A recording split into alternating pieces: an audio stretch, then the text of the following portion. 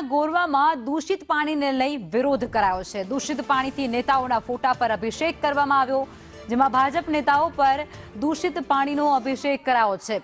શિવશક્તિ જય અંબે સોસાયટીમાં સમસ્યા યથાવત છે। ગણેશ સોસાયટીમાં પણ દૂષિત પાણીની સમસ્યાથી લોકો ત્રસ્ત છે। સ્થાનિકોએ માટલા ફોડી પોતાનો વિરોધ પણ નોંધાવ્યો છે।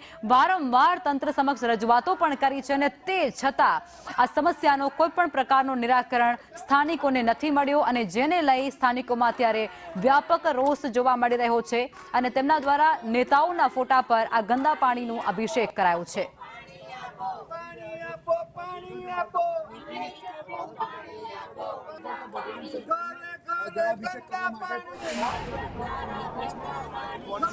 અંદર આવેલી જય અંબે સોસાયટી, શિવશક્તિ સોસાયટી અને જય ગણેશ સોસાયટીના તમામ માતા બહેનો આજે અહીંયા વિરોધ પ્રદર્શન એટલા માટે કરવું પડ્યું છે કે છેલ્લા 6 મહિનાથી આ વિસ્તારની અંદર દૂષિત પાણી આવે છે।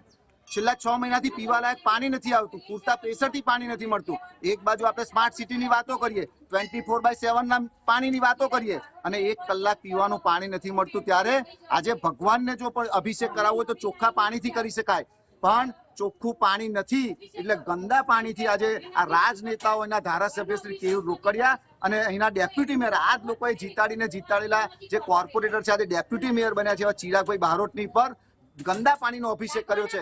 અને જો આગામી દિવસોની અંદર હજુ પાણીની સમસ્યાનો નિકાલ નહીં આવે તો આ જ માતા બહેનો અહીંના કમિશનર સાહેબને પણ ગંદા પાણીના અભિષેકથી નવડાવશે। અમારે ગંદા પાણીની તો છેલ્લા 6 મહિનાથી છે, ગટરની તો છેલ્લા 10 વર્ષથી છે, એવું કહીએ તો પણ ચાલે। ગટરની સુવિધા અમને જ્યારથી આવસંગમાં રહ્યા ત્યાંથી અમને મળી જ નથી અને એક રોડની તકલીફ છે અમને।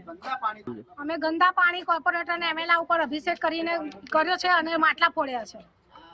વોટ કોઈને આપવા જ નથી, અધર કોઈને બી નથી આપવા, ભાજપ કોંગ્રેસ તો નહીં પણ અધર કોઈને બી નથી આપવા, વોટ જ નથી આપવા, મારીને ભગાડીશું એમને।